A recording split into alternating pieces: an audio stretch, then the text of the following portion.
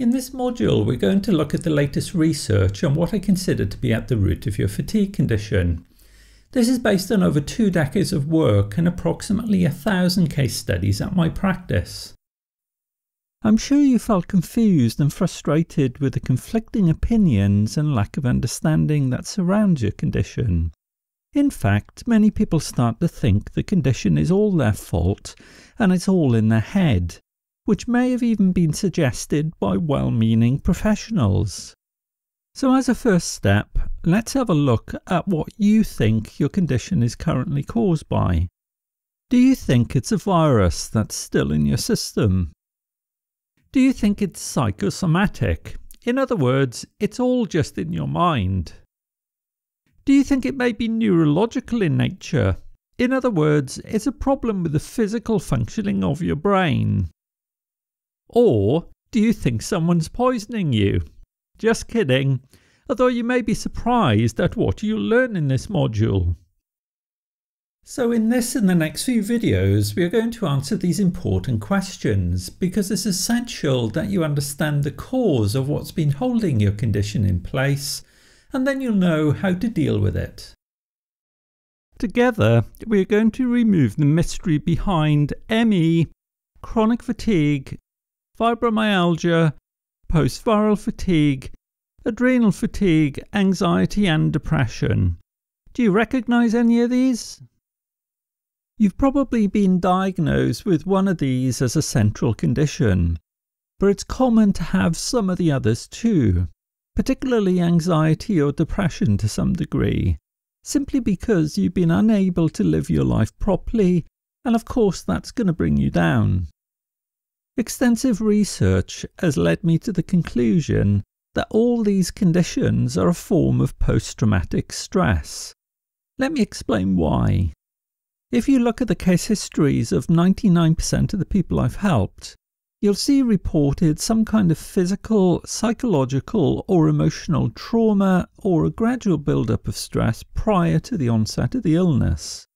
For some people, it can start with some kind of shock, like the loss of a loved one or an accident, while for others it may be a bug or a virus that put the whole system under stress over a period of time. The stress of study at school or university can trigger the condition in those as young as 11, while for adults it may be the demands of work or family. The list is endless and each person's stress threshold is unique. What's hugely stressful to one person can be easier to cope with by others.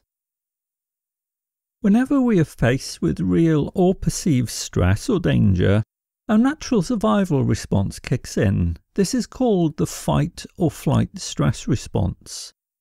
Mammals have evolved this superb mechanism to ensure we have the best possible chance of survival when faced with a life-threatening situation. During this fight or flight response, the brain sends signals to the adrenals to release the stress chemicals, adrenaline and cortisol into the bloodstream and flood through our system like a tidal wave. This snaps our neurophysiological system into high alert, increasing breathing, heart rate and blood pressure, diverting blood away from other parts of the body like our immune system and digestive system, and sending it to our muscles, which then contract in order to provide the body with extra speed and strength to fight or escape. This is a fantastic automatic defense mechanism designed for immediate short-term use and has enabled us to evolve over millions of years. It's vital to be thrown into high alert when face to face with a saber-toothed tiger. You need every muscle in your body to work to the peak of its ability, so you can run for your life or have the energy to fight it off. If you haven't dealt with it within 15 minutes, you're probably already lunch.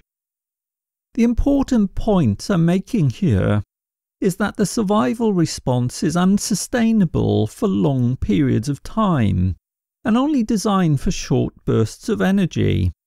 But in our modern times, we've all had the experience of being caught in the fight or flight response for more than 15 minutes. A simple example, a loved one who is uncharacteristically late home. We start to worry, and as the hours pass by, we become highly stressed, which causes us to become mentally, emotionally and physically drained as our neurophysiological system works overtime. So if it only takes a few hours of stress to begin the onset of exhaustion, how long has the daily stress and worry of your fatigue condition been in play? I'd guess at least 6 months. And for many the stress has been ongoing for years.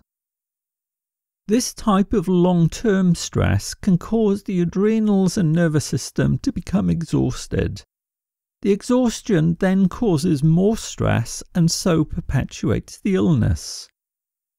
The stress response is superb at dealing with saber-toothed tigers, but if we have an ongoing fight-or-flight response, it's like having a caveman's brain in the 21st century.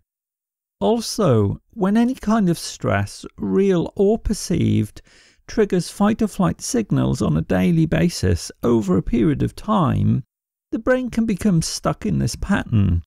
The brain synapses literally fuse and create a hardwired neurological pattern, releasing adrenaline automatically as a habit out of context. Repeat anything consciously or unconsciously on a daily basis between 3 to 8 weeks, and your brain will form a hardwired neural network which then runs the pattern automatically. This can cause the brain to be on a hair trigger for threat, and some people do experience adrenaline surges or panic attacks. But the problem isn't usually about producing too much adrenaline or too little adrenaline. It's the constant low-level drip, drip, drip of adrenaline which takes its toll. And of course that's going to set off all sorts of symptoms because your nervous system isn't designed to be on high alert in a hypervigilant state for long periods of time. It's exhausting, and this is where a lot of the fatigue comes from. So if these stress chemicals, adrenaline and cortisol, are being released out of habit, your muscles will be in a constant state of mild to moderate contraction. It's like being at the gym all day and increases the production of lactic acid, causing delayed onset muscle soreness or DOMS.